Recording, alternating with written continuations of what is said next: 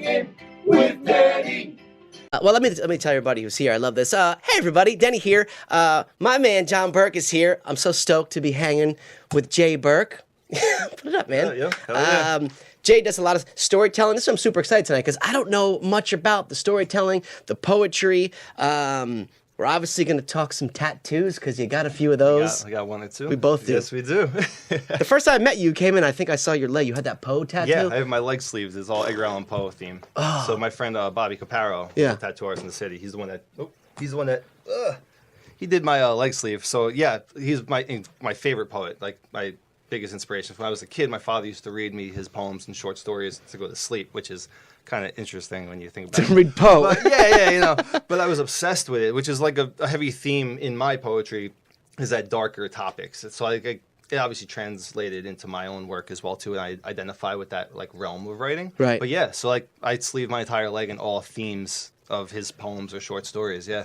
That's awesome. Yeah, man. And we're going to talk about Poe. I mean, this is what he does. Now, do I call it, is it spoken word? So yeah, it's spoken word is what I tend to do. Like it's poetry in general. So it's like prose poetry. Spoken word can be just storytelling. It doesn't Right. necessarily have to be quote unquote poetry. Totally. But yeah, it's storytelling. So spoken word could almost be even a monologue in a sense. Got So it. I predominantly write poetry. I did slam poetry for a while. Right, I was right. on the Jersey State Slam Now, team. just tell everybody just what slam Poe, and this is you right So- here. If you want to talk to anybody, Cool. Yeah, I'm just like, Don't look at that one. Look you at know that what one. I'm saying? Cameras.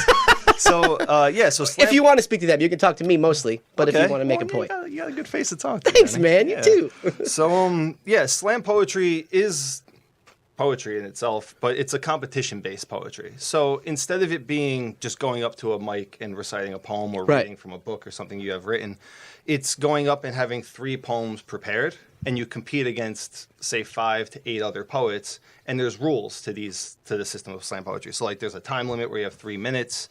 You can't use props and things like that. There's a whole set of lists, and if you go over the time limit, you get penalized. So it's almost like a structured like rap battle in a Wow. sense. Yeah. But you're not insulting. And there's each judges. Other. There's all judges so that are in there. that sense, they pick 3 random judges, typically from the audience. Could be 5, depending on how big the audience is or how many people. And they randomly score the poem, which is a great thing and also really nerve-wracking to have Sure, your yeah. artwork judged Critiqued by right there. strangers. Yeah.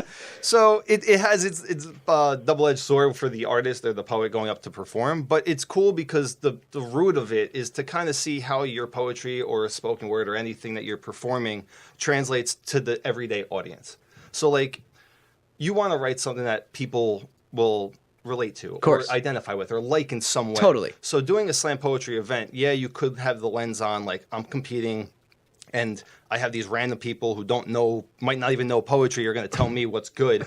You could have that lens on it, which is hard to not to have that sometimes. Right. But the reality is you get to have these 3 random people who don't know you hear your words and see how it impacts them in any way, which is the thing I try to cling on to with it, because there was a time I strayed away from it because I only looked at it in a more like hostile kind of way. Like I kind of felt judged or I kind of felt insecure about Right. getting because they score it from 0 to 10. And that's probably when you do your worst. Of course, right? yeah. And then you're like in your own head. You're not Totally. actually authentically doing what you do. Right. So slam poetry, though, in a sense, it's supposed to, the root of it was to bring poetry out of the scholarly realm and into the everyday, ordinary life to give it the heart and soul that it always had and allow it to make it mainstream. Just to relate. I think you said just to relate to people. Correct, yeah. Is huge. Anything we do, right? Entertaining or DJ or talk or artist, the more somebody can relate to something, I think the better they'll be more interested or pay attention. Without a doubt, yeah. And that's why the 3 minutes is good, because 3 minutes is like that's the good. perfect timeline, because anything more, people kind of start to zone out.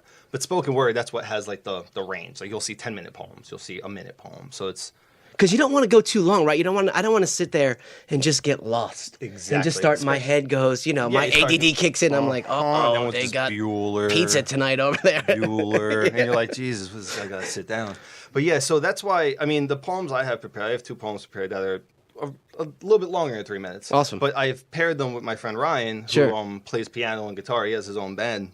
And I find that accompanying the poetry with music helps kind of eliminate that factor of the monotone voice. See, I think that's amazing. That's what I was going to touch. I think that's awesome that you obviously I love music, but I think anything with some music, you're able to add some more emotion. Absolutely. You can definitely evoke the emotion that you want the words to do, which the words will do, but it allows the typical person who, one, might be a little hesitant to poetry or might not like me. You know what I mean? Like I go up there like, who's this guy? But the music will allow you to get comfortable, feel like you're taking your shoes off and sitting back in your own house. And you're now experiencing a song rather than I'm going to watch this guy read a poem. Right.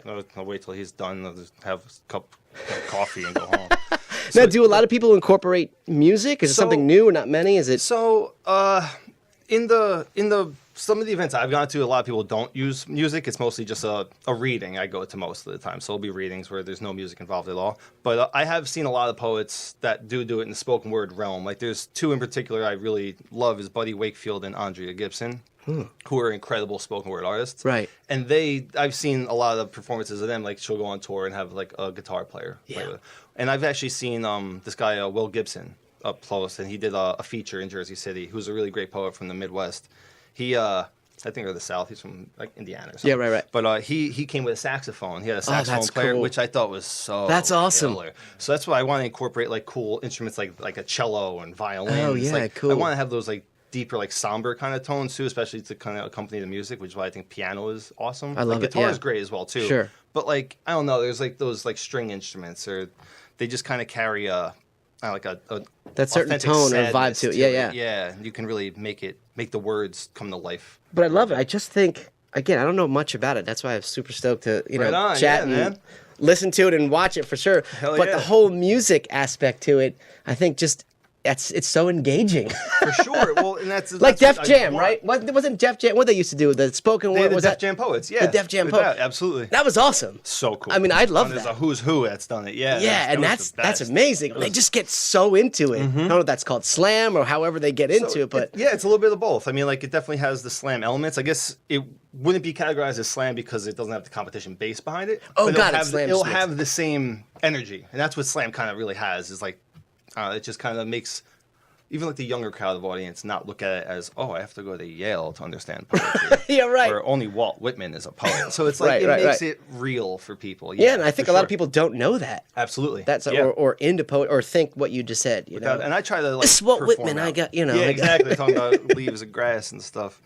But yeah, I like kind of doing subtle movements and acting without the poetry as well too, because it kind of just gives it like a whole performance. Love that. People. Yeah, I love that. And you write all your own stuff, I do. right? Yep. So you have to see stuff. We're talking about kids or wherever you go.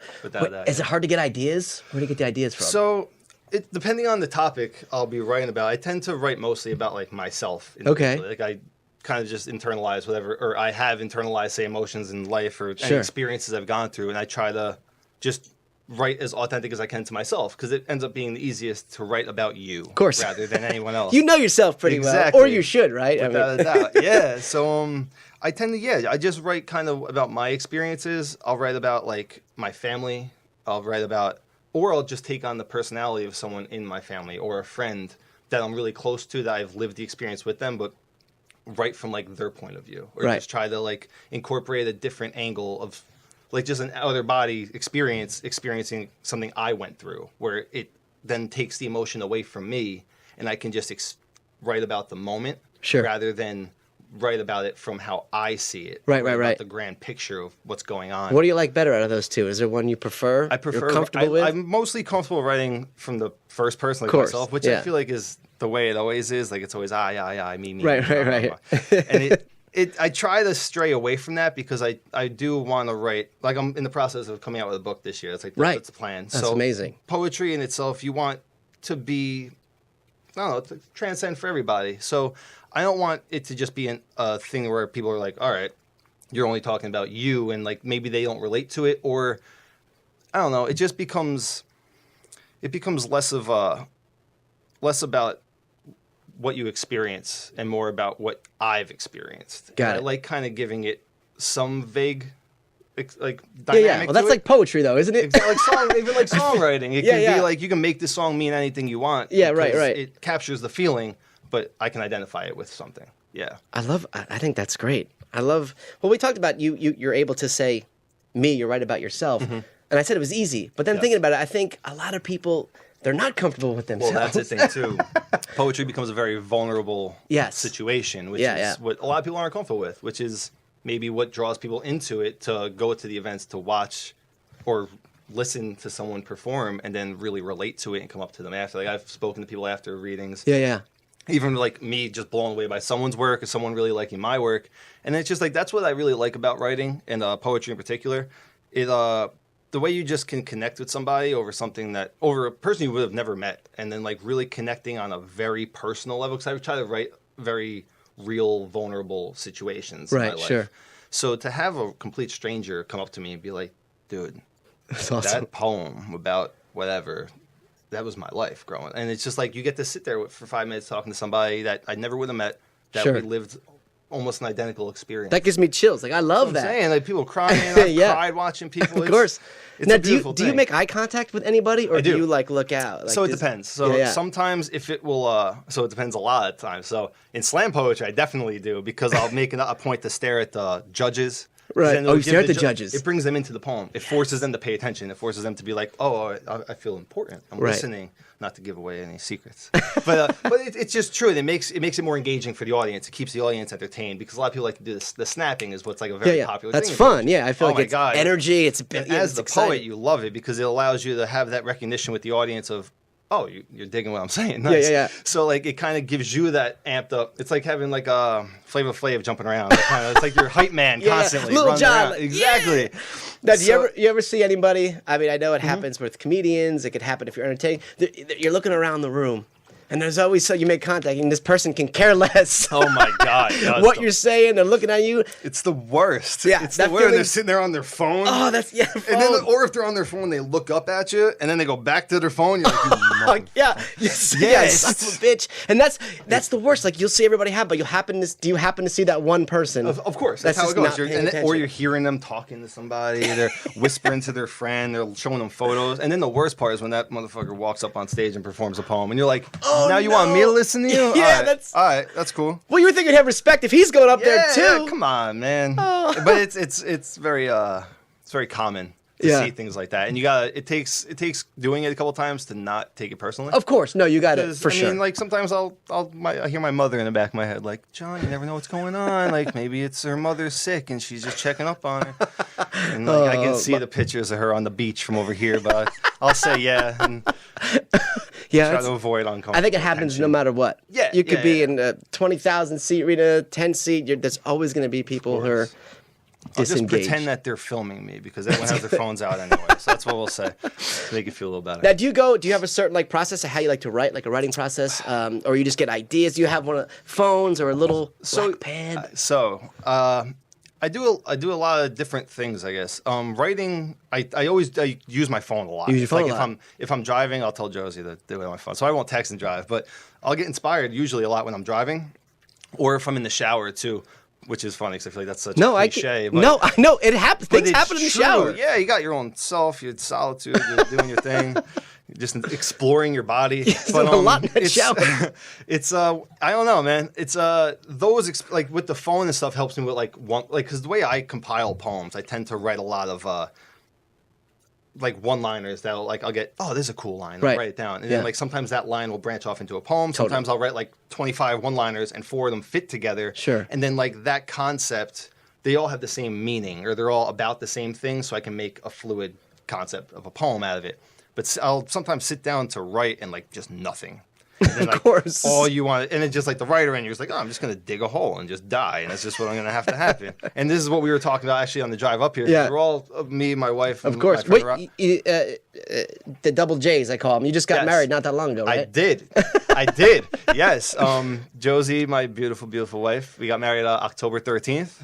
You killed it. I was there. I remember. You might have showed up.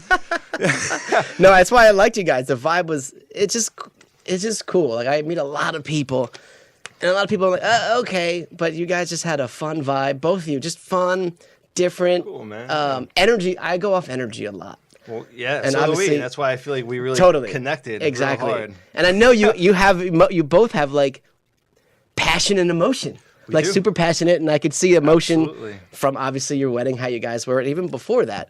Yeah.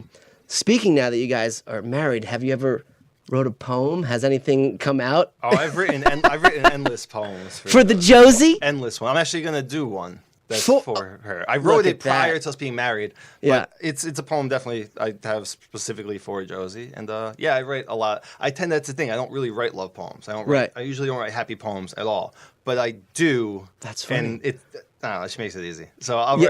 write, I can write love poems. It's that with smile. her She's in got that mind, smile. And then to manipulate it into like an idea to generalize some ideas too. But So wait, just to touch on what you just man. said, you said you usually don't write happy poems. I don't. Is that common? Why not? You just So I think there's a few reasons. you got some issues going on. It doesn't seem like it. You know, sad clown, bro. But yeah, I mean, it's a few different things. I think it has a lot to do with obviously listening, like having my first introduction to poetry being Edgar Allan Poe and really loving it and being so like just captivated by the imagery and Yeah, the way he right. writes, and that I really loved. I always liked really sad music growing up. Like I said, Elliott Smith. I love just very, I don't know, emotional music. Totally. No, But, yeah, for sure. But I like that. It's always that darker tone. I always like I really identify with that. The things I've gone through, like in life in general, either with friends or family and personally and stuff that I just like, I don't know. Growing up, it was always something I kept everything to myself. I was always very, very internalized. Growing up, kind of as an only child, but having siblings, so I was always very alone. I was a very lonely kid. So I tend to go that route, and I find writing about the sad and like just like the misery that can be in life can, one, be liberating and therapeutic. Totally. Yeah. But two, I also find that it carries with it just more emotion. Not to say love poetry, like Pablo Neruda love poetry is like some of the most like heart spilling stuff you'll ever read. But I find that sad and just depressing-esque type poetry really it covers such a wide variety of emotions. Like it covers obviously the sadness, Of course. but it also covers the loss of happiness. So like you get to touch on the happiness that is no longer there. You get to touch on what could have been or what once was. And Do you think you connect more with people that way? maybe I do. I know in the slam poetry realm, I know like things of like a darker topic tend to relate across the board more. So I know like in slam events, people tend to like the sadder types of writing. Sure. And even at the coffee houses, open mics I've gone to, I feel like it's it's the extremes, not necessarily the middle ground. Unless you're like really into the idea that they're talking about, or you really love literature. Right. It's the extremes of either I am so in love or I am so sad. Right. Those, because then the people can make it make sense to them. Like they may not have ever been that sad, but Right. they've been sad. That But they you can make put that. yourself in that situation, Exactly. or a little part Just of it. chameleon yourself into the poem. Isn't that what we do that too when you watch movies or you listen to Absolutely. you kind of think, oh wait, Without a doubt. I can be there, or I am there, Mm-hmm. or I've been there. Yes, and then you just make it.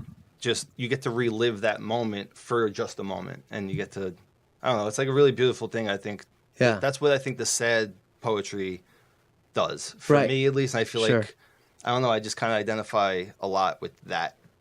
No, I like that. I think if I like, yeah, because I'm so, it's funny, like entertaining and outgoing Mm-hmm. and fun energy, but I feel like that's would be fun to do, something different, complete opposite. For sure, yeah. I Take feel like it I'm a that very way. upbeat, Oh, you totally are. energetic, and Yeah, positive yeah, yeah. dude. Yeah. But yeah, I don't know. There's just You like a to lot tug of at those heartstrings. I like that Yeah, stuff. it's like a lot of the stuff that I don't walk around with like a dark cloud around me. Of course, right. Against people that have the things that they carry with them like that you can physically see. But I don't know. It's always been the opposite with me. I've always been able to have this, no matter what I'm dealing with, I can have that slate on, and or that face Right. on, and yeah, sure, it could be good and it could be bad. Right. Who knows? But And now, what's the audience when you go? If Mm-hmm. you're at a coffee house, like, what's the whole process like?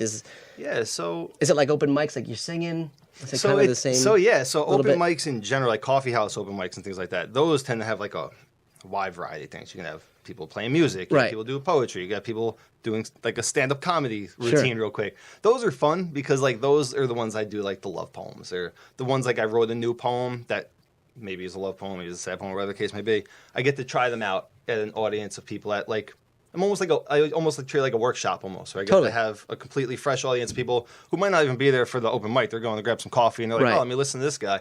So like I've done open mics at bars too, which are always Oh man, yeah, alcohol. Those are hilarious because that was like my first experience doing open mics was going to bars like in Hoboken. Yeah. Which is just not where people give a shit about poetry. Right. So I'm up there just like saying some things about things, and then Right. no one's giving a shit. Everyone's waiting for the guy to come back up there and play a Billy Joel song.